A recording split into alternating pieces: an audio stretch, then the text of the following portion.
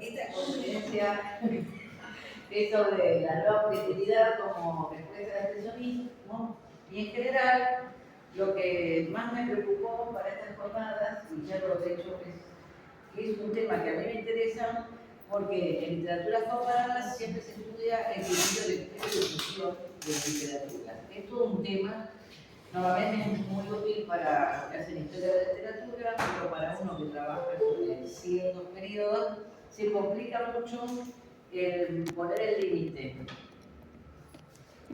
Yo tengo uno igual, así que. Yo voy a ver cómo es. No, yo estoy operada, así que. Ahí está. Yo tengo. Sí, pero ¿te pasó? Sí, perfecto. Bueno, uno de los problemas, ustedes saben que mi pasión es el expresionismo, o no sé si es pasión, pero es como el tema más viejo que he tratado, porque me lleva la tesis. Y una de las cosas que más me importaba es ver cómo la historia de la literatura conociendo enfoques más modernos, donde se conocen más los contextos socioculturales, se ha cambiado de explicación acerca del expresionismo. Cuando yo empecé a estudiar expresionismo, el cuentito, estoy pensando en la biografía que estaba antes de la década del 70, sí. El cuento era, bueno, eran jóvenes que comenzaron a principios del siglo con una postura de rebeldía y demás, y hubo un acontecimiento que fue la Primera Guerra Mundial, de 1914 a 1918, donde la mayoría de los jueces expresionistas se murieron en campos de batalla, en circunstancias de la guerra, y los que quedaron todavía vivos, abandonaron el expresionismo y según los intereses políticos, algunos pasaron a la extrema izquierda y otros pasaron a la extrema derecha. Ese era el cuentito y era así como que terminada la Primera Guerra Mundial, el expresionismo desaparecía porque dejaban de ser jóvenes. Y como es un movimiento básicamente juvenil, bien, el cuentito lo repetí durante décadas hasta que los estudios culturales revelaron que en realidad había algo más, y quizá algo más importante, y justamente quiero referirme a eso, es la relación que tiene el expresionismo con el fascismo. Y creo que justamente es un tema para hoy muy importante, ya que casualmente alguien que hablaba sobre Milei puso una de las partes del manifiesto de Hilsenbeck y me llamó la atención el hecho de que usara ese recurso de mostrar el manifiesto contra el expresionismo como una forma también de atacar al fascismo. Así que me interesa ver ese aspecto. Bien, si miramos con más detalle, la pregunta es, según esta literatura, después del expresionismo pasamos a un movimiento dentro de la literatura alemana que es nueva objetividad. Entonces, si vemos los detalles, ¿cuáles serían las características básicas del expresionismo si queremos plantearlo?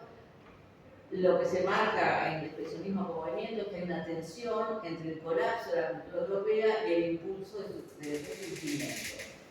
Esto es muy importante, marcar el colapso de la cultura, porque básicamente en el expresionismo lo que hay es un gran hastío, una gran crisis cultural, pero no así económica. O sea, esa crisis es más que nada espiritual y de alguna manera tiene que ver con el surgimiento de las grandes urbanizaciones, donde estos jóvenes tienen una relación de amor-odio. O sea, por un lado ensalzan la gran ciudad, pero por otro lado no dejan de describir todo lo malo que viene de esa misma forma de ser humano, que es el ser urbano en Europa. Algo muy marcado era la falta de perspectivas y el malestar ante la llegada de una nueva era. O sea, que ellos son los que anuncian una gran crisis, esa crisis va a ser la Primera Guerra Mundial, y saben que esa cultura que ellos habitan, si bien están en total rebeldía con ellos, la intención es dar un vuelco para cambiarla. En realidad, a ellos los cambia la guerra antes de que ellos puedan hacer un cambio. Entonces, si vamos a hablar de que esos son algunos argumentos, tenemos que ver cuáles son las características del movimiento que supuestamente suple al expresionismo. Y ahí está la pregunta: ¿estos movimientos se dan simultáneos? ¿Están solapados? ¿Son contrapuestos? Y el gran problema es que, en general, cuando se habla de la periodización del expresionismo, se dice de 1910 a 1920. Pero cuando se habla de expresionismo, a veces nos extendemos a obras que son de 1930 y hablamos de esos autores como expresionistas. Y ahí está el problema, porque muchos de los expresionistas cambiaron su ideario por esta experiencia de la guerra y de unos fenómenos muy importantes que se dio en Alemania, que es la República de Weimar, que ocurre pasada la Primera Guerra y antes de la Segunda Guerra Mundial. La República de Weimar fue un ensayo de gobierno socialista. Hubo además una revolución en 1918, o sea, hubo condiciones políticos que revolucionaron y obligaron a comprometerse ideológicamente, más allá de ser escritores o pintores expresionistas. Ese cambio de compromiso político también hay que tenerlo en cuenta para decir, bueno, este escritor fue, o este pintor fue expresionista, pero ya no lo es. No se puede hablar de un expresionismo tardío, sino que tenemos que pensar que pasaron quizás a este movimiento donde a la idea de que voy a hablar de un colapso de la cultura europea, voy a tratar de espiritualizar, voy a hacer un mensaje mesiánico, le voy a poner la observación exacta de la vida cotidiana. O sea, esta nueva tendencia, como respuesta al expresionismo, también se dedica a los hechos, a los datos, está la novela policial, está la crónica periodística. O sea, existe una nueva forma de percibir la realidad. Y lo que se puede decir es que hay una confrontación crítica con la realidad cotidiana del hombre promedio en la República de Weimar. Por eso, a veces este movimiento, que también como el expresionismo tiene su nombre a partir de la pintura, o sea, el expresionismo surge como término recién en la pintura. Y la nueva escritura también surge en la pintura. O sea, el nombre se lo dan críticos de arte, que eligen darle esta nueva, se lo toma prestado para la literatura. El ejemplo que quizás sea el más marcado de un escritor que se lo vive enseñando como un escritor expresionista cuando ya dejó de serlo, es Alfred Tennyson, del cual yo no soy atormentado, lo que usaron conmigo con esta novela que se llama Berlin Alexanderplatz, que a mí me fascina y a la mitad de los alumnos le da pero casualmente, Alfred Tennyson inaugura la novela de la gran ciudad, en la literatura alemana, con Berlin Alexanderplatz, inaugura un estilo nuevo y al mismo tiempo tenemos que pensar que él escribe una novela de 3 tomos, que se llama November 1918, año 8 de revolución, que es sobre la revolución de 1918. Más allá de eso, tenemos que pensar que Alfred Tennyson tiene una militancia dentro del Partido Comunista y es una persona que en su obra intenta plantear cuestiones políticas bien serias o denunciarlas. Este personaje de Alfred Tennyson inicia la primera disidencia que se llama el Grupo de Noviembre, November Gruppe, y se llama Hubo Futo-Expresionismus. Hubo por cubismos, Futo por futurismos y expresionismo por expresionismo. Entonces, ¿qué es lo que dice Tennyson? El futuro del arte y la gravedad de este momento nos obliga, como revolucionarios del espíritu y expresionistas, cubistas, futuristas, nos obliga a ir a la unidad en una estrecha colaboración. O sea, juntos, estos tres movimientos que están escondidos acá, tratan de unirse para enfrentarse a luchar contra esa gravedad. ¿En qué consiste la gravedad? Es el surgimiento del fascismo en Alemania. Entonces, ahí que vemos que ya para ese momento, estoy hablando de 1918, 1920, no solamente existía el expresionismo, sino que había un movimiento como el dadaísmo y el futurismo. también es muy importante porque el futurismo es el fascismo italiano, expresado en el arte, y el dadaísmo para nada. El primer manifiesto que se da del dadaísmo es de Richard Huizenbeck y lo hacen en 1918 y es el panfleto más duro contra el expresionismo y tiene una terminología bastante extrema. Una de las cosas que interesa marcar es lo que en estos manifiestos se queda en claro, y es lo que dice uno de ellos. Tiene que pensar a su vez que la mayoría de los que están luchando contra el expresionismo ya están exiliados en Moscú. En Moscú está una de las revistas más importantes de los exiliados alemanes, se llama Das Wort, la palabra, y en ese artículo uno de los autores habla de que se trata ya no más de hacer poesía, Dichten es el verbo alemán que se usa para hacer poesía, lo más importante es lo observado. Y acá está, digamos, el nudo de la cuestión. Esa gente que alguna vez, voy a decir, militó para el expresionismo, se hace acostado, acusa al expresionismo de fomentar el fascismo y ellos mismos ponen como opción, también una cuestión ideológica, porque están comprometidos con una postura de izquierda, solamente hacer literatura de lo observado. Entonces, la observación y la representación de la realidad y el armado de la existencia en la ciudad se utiliza, es el punto fundamental, y por eso, para ser lo más fieles posibles a esa realidad que quieren representar, usan técnicas del cine.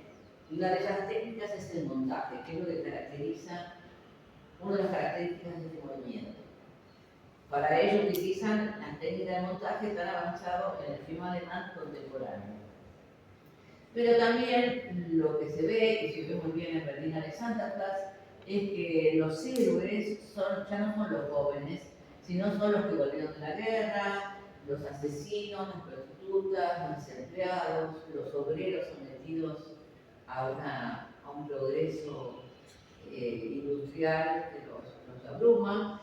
En fin, el enfoque, el individuo que quieren reflejar es el individuo marginado de la sociedad. Y contra el mensaje del expresionismo, que va a surgir un nombre nuevo, lo que se plantea es prácticamente la idea de que no queda otra cosa más que el exilio. Ellos mismos están planteando que ante esa realidad, más que hablar de nuevo hombre, solamente se habla de desplazarse hacia otras geografías y luchar desde fuera. Entonces, lo que hay que pensar es que tampoco vamos a decir que en realidad todos pertenecen a un socialismo de izquierda, pero sí lo que podemos decir es que todos ellos luchan contra el fascismo alemán. Este es un fragmento del manifiesto de Reista de 1918, no se lo voy a leer todo porque no sé cuánto va mi teléfono. No sé, creo que. No sé. Oh, Juan dice, bueno, ¿acaso los expresionistas han colmado nuestra expectativa de un arte así, que hace arder la esencia de la vida en la carne? No, no, no. Con el pretexto de la vida interior, los expresionistas de la literatura y la pintura se han unido en una generación que ya está puliendo en la actualidad la apreciación de la historia, la literatura y el arte, y presenta su candidatura para una honorable aprobación burguesa. De hecho, y eso es lo que más me interesa, el gran motivo por el cual se descalifica al expresionismo y se habla de la nueva objetividad es un motivo político. Y él lo dice Bernhard Ziegler desde Moscú en Das Wort 1937. Hoy se puede afirmar con claridad quién fue el hijo espiritual del expresionismo y hacia dónde lleva ese espíritu y consecuentemente al fascismo. Por eso me llamó la atención que alguien usara términos de Huizenbeck para decir, bueno, el fascismo de Milei está expresado en esta denuncia que se hace al expresionismo. me llamó mucho la atención, pero nunca las cosas son casuales. Bien, entonces acá tenemos al gran monstruo, Georg Lukács, que en 1964 hace un análisis del expresionismo y lo destruye. Pero ¿por qué le interesa a Lukács destruirlo? No es una cuestión ideológica, sino que hay una cosa muy interesante con eso cierto, y es, a ver si veo, no tengo ninguna imagen. Bueno, cuando surge en el poder el fascismo alemán, el Partido Nacional Socialista todavía no tenía un ideario cultural. Entonces, se estaban peleando en el momento que Hitler tomó el poder para ver quién iba a ser el que iba a armar la cultura del nacionalsocialismo en Alemania. Y ahí aparecen dos figuras. Una de ellas es Gottfried Benn, que era un fantástico poeta expresionista, que intenta cobar la banca y convertir su versión del expresionismo en el marco cultural que representara el nacionalsocialismo. De hecho, él en ese momento estaba pensando en adherirse al nacionalsocialismo. Y en este campo cultural la tensión era que había otro más maléfico que él, que se llamaba Rosenberg, que fue el que ganó, que intentó defenestrar el arte contemporáneo. En esa pelea, que fue muy importante y hay muchos elementos para mostrarlo, lo que quedó claro es que Rosenberg en ese tironeo ganó de mano, eligieron dos expresionistas pintores de Alemania del Norte como ejemplo, uno de ellos es Erich Nolte, y los que eran de vanguardia, expresionistas, dadaístas, futuristas, se convirtieron en el arte degenerado maldito, se quemaron los libros y prohibieron sus obras. De manera tal que la muerte del expresionismo y el surgimiento de la nueva objetividad o esa convivencia, en realidad tiene un trasfondo meramente político, donde los intelectuales lucharon para evitar toda manifestación fascista en el arte. Y lo increíble es que, de alguna manera, en 2023 tenemos lo mismo, ¿no? Tenemos que luchar contra el fascismo y evitar que usen la cultura para darle cuerpo a un fascismo cultural que sería para nosotros una destrucción total. Ese es el